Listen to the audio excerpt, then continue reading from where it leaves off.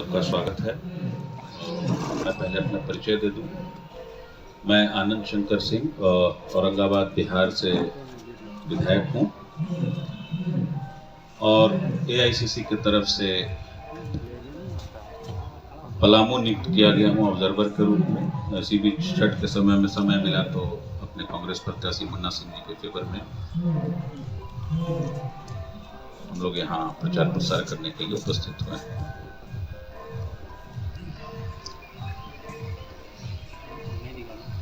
On रखें। साथियों, मेरी भी पढ़ाई लिखाई यही से संत कोलंबस से हुई है। 10+2 मैंने यही कोलंबस से किया है और हजारीबाग से मेरा पुराना नाता रहा है। क्योंकि पढ़ाई लिखाई के दौरान जो मित्र बंधु बन जाते हैं वो ताउम्र साथ चलते हैं और विशेष प्यार स्नेह भी इसलिए कि बहुत सारे लोग हमारे यहाँ के औरंगाबाद से गया से यहाँ लोग रहते हैं। जिस प्रकार की व्यवस्था केंद्र की सरकार, भाजपा की जो सरकार है, आप देख ही रहे हैं, किसी से कोई चीज छुपा नहीं है। किस तरीके से महंगाई बढ़ी है, किस तरीके से आम लोगों का जीना बेहाल हुआ है, पेट्रोल डीजल की कीमतें बढ़ी हैं और जो भी वादे किए गए भाजपा सरकार के द्वारा, ये केंद्र की बात मैं इसलिए कर रहा हूं कि उस कंटेस्ट में भी, झारखंड के कंटेस्ट में भी फिर बात करने में उसमें थोड़ा हम लोगों को, क्योंकि जो वादे इनके सीनियर लीडर करते हैं वो तो पूरा ही नहीं कर पाते, तो यहाँ राज्य स्तर पर कौन से वादे पूरे कर पाएंगे, इसके लिए मैं चर्चा कर रहा हूं। आप देख लीजिए, 2 करोड़ नौकरी की बात हो रही थी बहुत समय। नौकरी से लोग पकोड़े तलने पर आ गए। लोगों को, युवाओं को ये बताया गया कि पकोड़ा तलना भी एक रोजगार है। उसके अलावा 15 लाख काला धन, सारी बातें की गई। जीएसटी में कई बार बदलाव करके जीएसटी को गब्बर सिंह टैक्स बना दिया गया। हीरा खरीदने जाइए, हीरा खरीदने जाइए तो आपको, और महंगी गाड़ियां खरीदने जाइए तो आपको 2%, 2.5% देना होगा जीएसटी, और आम कुछ चीज खरीदने जाइए तो 12, 12.5%, 18% देना है। तो जिस प्रकार से आम लोग त्रस्त हैं और उसके ऊपर से लोकतांत्रिक जो व्यवस्था है उसको छिन्न भिन्न करने का उपाय, सरकारों को डिस्टेबलाइज करने का, जो ईडी और सीबीआई का जो माध्यम से सरकारों को जो अपदस्थ किए जाने का जो मामला अभी आ रहा है, महाराष्ट्र में देखिए यही हुआ, एमपी में इन्होंने यही किया, झारखंड में आदिवासी मुख्यमंत्री को जेल भेजने का काम इन लोगों ने किया। मैं धन्यवाद देता हूं हेमंत सोरेन जी को कि जिन्होंने मजबूती के साथ डटकर मुकाबला किया और इन फिरका परस्त ताकतों के सामने वो झुके नहीं। डराने का पूरा उपाय कर लिया इन लोगों ने, लेकिन वो डरे नहीं। तो मैं धन्यवाद देता हूं इंडिया गठबंधन के एक मजबूत घटक के रूप में हेमंत सोरेन जी ने उस झंडे को बुलंद करके रखा जो देश की एकता और अखंडता और भाईचारा सद्भाव को बनाए रखने में जिसकी जरूरत थी। आप देख रहे हैं कि आसाम के मुख्यमंत्री हेमंता बिस्वा शर्मा किस प्रकार से जहर उगल रहे हैं। झारखंड की जो अपनी अस्मिता है, झारखंड का जो सद्भाव भाईचारा है, समाज का आपसी भाईचारा है, उसको बांटने का, तार तार करने का प्रयास आसाम से आकर जहर उगलने का काम कर रहे हैं और हम झारखंड वासियों को लड़ाने का काम कर रहे हैं।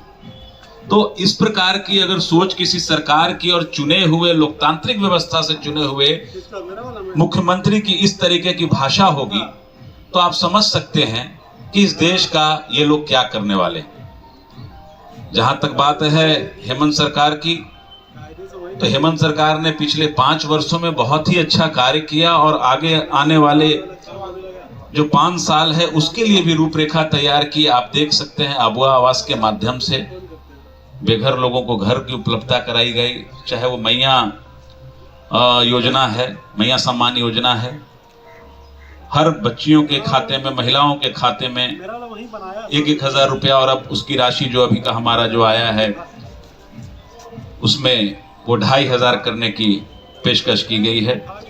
किसानों का 2 लाख तक का ऋण माफी का वादा किया गया। इसके अलावा शिक्षण कार्य के लिए भी व्यवस्था उपलब्ध कराई गई।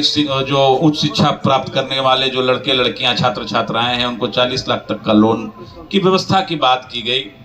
बिजली मुफ्त देने की 200 यूनिट तक की बात की गई। तो ये सरकार जो है वो आम आवाम और समाज के जो सबसे निचले स्तर पर जो लोग रहते हैं उनके जीवन स्तर को सुधारने में लगी है। आप देखिए कि किस प्रकार से हजारीबाग बेहाल है। हजारीबाग की धरती पर एनटीपीसी की परियोजनाएं लगी हैं और अगर थोड़ा हवा चल जाए तो हजारीबाग की बिजली बत्ती गुल हो जाती है। मैं भी औरंगाबाद से आया हूं, ऐसे जिले से आया हूं जहां एनटीपीसी की 2-2 परियोजनाएं लगी हैं और सबसे ज्यादा आज के डेट में प्रोडक्शन हो रहा है हमारे यहाँ बिहार जैसे स्टेट में आप जाके देखिए बिजली की क्या व्यवस्था है। और हजारीबाग तो उस समय विकसित था, आज तो और विकसित होना चाहिए था। तो मालूम चल रहा है, यहां से लोगों से मिल रहा हूं तो वो लोग बोलते कि हवा चला नहीं कि बस बिजली गुल। तो ये सब आम सुविधाएं हैं। आप अस्पताल में जाते हैं, हाईवे पे बसा ये शहर है, किसी का एक्सीडेंट हुआ तो इलाज के जगह पर उसको रेफर कर दिया जाता है। तो ये स्वास्थ्य सेवाएं जो हैं उसमें सुधार लाने के लिए मुन्ना जी कृत संकल्पित हैं और मैं समझता हूं इस बार बदलाव की बयार बह रही है और इस बदलाव के बयार में हजारीबाग की जनता ने ये मन बना लिया है कि मुन्ना सिंह जी को अपार मत देकर यहाँ पर इंडिया गठबंधन के जो प्रत्याशी हैं उनको जिताने का, कांग्रेस के जो प्रत्याशी हैं उनको जिताने का संकल्प लिया है। मुन्ना जी का सफर मैं समझता हूं आप तो सभी लोग यहीं के हैं। उनका सफर तो एक मुखिया के तौर पर शुरू हुआ, परिवार में जो जिस प्रकार से राजनीतिक माहौल रहा है ये सब आप लोग परिचित होंगे। पंचायत की राजनीति से उठकर प्रमुख की राजनीति से उठकर आज विधानसभा का पहले भी चुनाव लड़े, अब आज भी चुनाव लड़ रहे हैं और बड़ा मजबूती से लड़ रहे हैं। लेकिन इसके सामने जो एनडीए के प्रत्याशी हैं, भाजपा के प्रत्याशी हैं, उनका भी बैकग्राउंड मुझे लोग, आम लोगों से बात कर रहा हूं तो उनका भी बैकग्राउंड मुझे लोगों ने बताया। यह बताया कि किस प्रकार के व्यक्ति को टिकट भाजपा ने दिया। ये लोग दूसरे पर तोहमत लगाते हैं, भू माफिया को टिकट दिया है भाजपा ने और उस भू माफिया को ये चाह रहे हैं कि आम जनता जो है वो वोट देकर भाजपा के नाम पर जिताए। लेकिन हजारीबाग की जनता समझदार जनता है, ये किसी ऐसे भू माफिया को और उचक्के को देकर अपना मत बर्बाद नहीं करेगी। इसलिए इस बार बदलाव की बयार है और इस बदलाव की बयार में जो मुन्ना सिंह जी के लिए मैं समझता हूं कि जो चर्चाएं हो रही हैं मुन्ना सिंह जी के फेवर में हैं और ये सीट कांग्रेस पार्टी निकाल रही। बहुत सारी चर्चाएं लोग करते हैं। चर्चा यह भी हुई, झारखंड के परिप्रेक्ष्य में बोल रहा हूं, कि परिवारवाद, आज तो सबसे ज्यादा अगर परिवारवाद से ग्रसित है तो भाजपा ही है। चंपई सोरेन चुनाव लड़ रहे हैं, उनके बेटे चुनाव लड़ रहे हैं, पुतोहू लड़ रही हैं पूर्व मुख्यमंत्री रघुवर दास की, उसके पूर्व मुख्यमंत्री मुंडा जी की पत्नी चुनाव लड़ रही हैं, उधर आपके धनबाद के सांसद महोदय के भाई चुनाव लड़ रहे हैं, जिस पर 80 मामला, जिसमें 45 रेप का मामला हो, ऐसे ऐसे उम्मीदवार चुन के रखे हैं लोगों।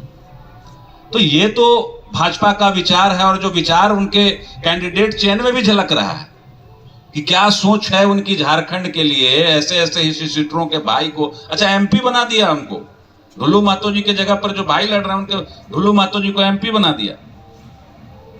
जब ऐसे ऐसे जनप्रतिनिधि आपके होंगे, ऐसे ऐसे आप कैंडिडेट चयन करके देंगे तो आपका भविष्य इतना प्रकाशमान है वो पता चलता है। और भाजपा की क्या भविष्य की योजनाएं हैं झारखंड के लिए ये पता चलता है हम लोगों को। इसमें कहीं आप सभी लोग बुद्धिजीवी लोग हैं, आपके संज्ञान में ये बातें हैं, कोई छुपा हुआ नहीं है।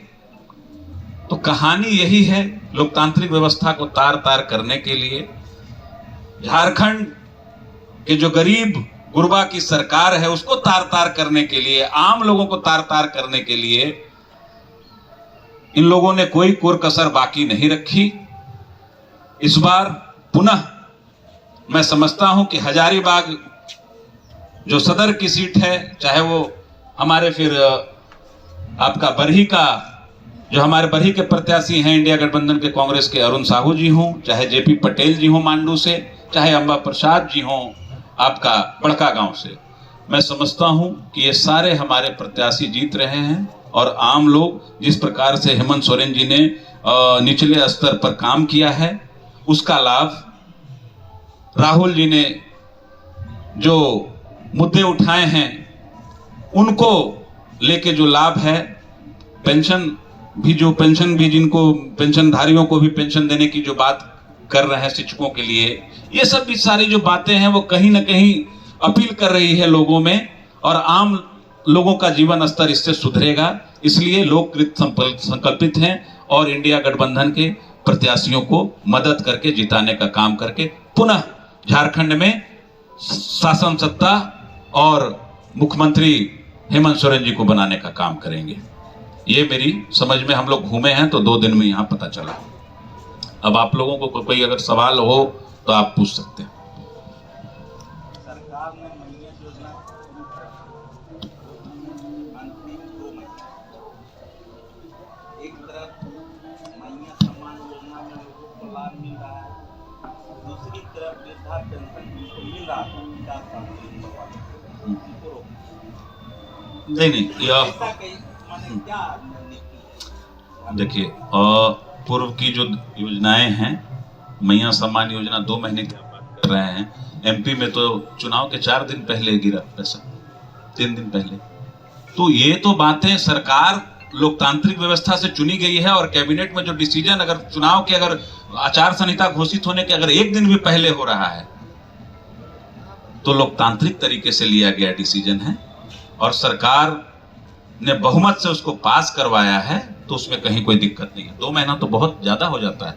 1 घंटा भी अगर आचार संहिता लगने के पहले अगर सरकार कोई लेती है अगर डिसीजन और उसको पारित करवाती है बहुमत के साथ, तो उसमें कोई इफ एंड बट नहीं होना चाहिए। यहाँ तो चुनाव के 2 दिन पहले एमपी में गिरा है, लोगों के खातों में पैसे गए लाडली योजना से। नहीं, रोका नहीं गया है। सरकार का जो हेमंत सरकार का जो वादा है 50 साल के ऊपर के सभी वृद्धों को पैसा देना है, सरकार बनती है तो ये रुकने वाली बात नहीं है। हेमंत सरकार ने इसको भी संज्ञान में लिया है, रुकने की बात नहीं है।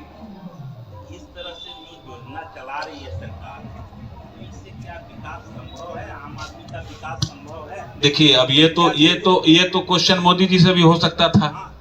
काला धन लाने की बात कर रहे थे। देखिए, तो बात समझिए, ये योजनाएं हैं जो उत्थान के लिए, गरीबों के उत्थान के लिए, महिलाओं को, बच्चियों को जिस नजर से जो सामाजिक जो प्रताड़ना झेलनी पड़ती थी, आज ही देखिए किसी गांव में जाइए, अगर 2-3 बच्चियां हो गई तो लोगों को लगता था कि अब इसकी शादी कैसे करेंगे, पढ़ाएंगे लिखाएंगे कैसे। जो धारणा जो समाज में व्याप्त है कुरीतियों के माध्यम से, उस धारणा को समाप्त करने का एक प्रयास मैं समझता हूं बहुत अच्छी पहल है कि बच्चियों को आज के डेट में लोग ये समझेंगे कि इसकी परवरिश हम कैसे करें, कम से कम कुछ तो उनको आर्थिक मदद मिली सरकार के तरफ से। और ये चीजें समाज के उत्थान के लिए जरूरी है। अगर कोई हमारा साथी एकदम निचले पायदान पर है, उसको मदद की आवश्यकता है, आप वेलफेयर स्टेट में हैं, पहले यही बात कहते थे मोदी जी। भाजपा का 2014 का पहले यही था कि सबको मुफ्त में खिला खिला के आदत बिगाड़ दिया गया। ये वेलफेयर स्टेट है। आप जिस तरीके से मनरेगा का मजाक उड़ाते थे, सदन में मनरेगा का मजाक उड़ाया उन्होंने। आप जिस तरीके से आधार योजना का मजाक उड़ाते थे, आप जिस तरीके से जीएसटी योजना का मजाक उड़ाते थे, आज वही सब तो लागू कर रहे हैं। आप उसी में आज पैसा दे रहे हैं। तो इंडिया एक वेलफेयर स्टेट है, आपको उस हिसाब से सोचना होगा। और जो सबसे समाज के निचले पायदान पर लोग हैं, उनको मुख्य धारा में लाने के लिए ऐसी योजनाएं आपको लानी होंगी। क्यों मनरेगा का योजना क्यों लाया गया था? इसलिए लाया गया था कि जो निचले पायदान पर लोग हैं हम इतना मैंडेट्स क्रिएट करेंगे कि कम से कम उनको जो मिनिमम जो वेजेस है उसके अनुसार एक फिक्स किया गया कि इतना दिन का नौकरी हम देंगे आपको, घर में ही देंगे, आप ही की जगह में देंगे। तो ये क्यों किया गया था? इसलिए किया गया था कि आप उसी के माध्यम से काम करके आपके खाते में पैसा डालने की जो बात कही गई थी, तो किस लिए किया गया था? आम लोगों के जीवन के उत्थान के लिए। जिस प्रकार से नहीं बंद हो गया, आपका आवाज बहुत ऐसे ही आ रहा है। हेलो, आपका आवाज वैसे ही आ रहा है। तो ये इसीलिए वेलफेयर स्टेट में देखिए आपको स्कीम आम जनता को सोच के बनाना होता है, लेकिन यहाँ तो स्थिति ही उलट है। यहाँ तो अंबानी और अदानी के बारे में सोच के बनाया जाता है। अभी मुंबई का सुन रहे होंगे आप लोग, एक मैटर आ रहा है आपका, वो कौन सा चौल है, बड़ा चौल है धारावी। धारावी का भी एग्रीमेंट हुआ है, आप समझ लीजिए बात की अदानी जी को दीजिए, अदानी जी को उसके ऊपर से उनको फिर लैंड इतना उपलब्ध कराइए, ये सब सारी चीजें चल रही हैं। तो यहाँ योजनाएं अदानी और अंबानी के हिसाब से बन रही है, और यहाँ हम लोग जो योजना बनाते हैं वो सबसे निचले पायदान के लोगों की को मुख्य धारा में कैसे लाया जाए, उनके जीवन का उत्थान कैसे हो, उस हिसाब से बनाया जाता है। मेरा वो नहीं कहना जी, आपकी योजना ठीक है, हाँ, मैया समान योजना ठीक है, वो भी मिलेगी। देखिए वृद्धा पेंशन की बात करें, पेंशन जो 2 महीने से रोक दिया गया, मिल इधर जाएगा। आपने पैसा दिया, एक को दिया, दूसरे को रोक। दूसरे को भी मिलेगा, क्योंकि आचार संहिता लग गया है, तो इसके चलते हो सकता है रुका हो, कोई इंटेंशनली रोकने की बात नहीं है। और ये वृद्धा पेंशन चला आ रहा है, और ये हमारी ही सरकार, यूपीए सरकार के द्वारा ही चालू की गई योजना है, केंद्र सरकार के द्वारा चालू की गई योजना है। तो ये रुकने की बात नहीं है, आप निश्चिंत रहिए, उन सबों को मिलेगा पैसा। आइए। तो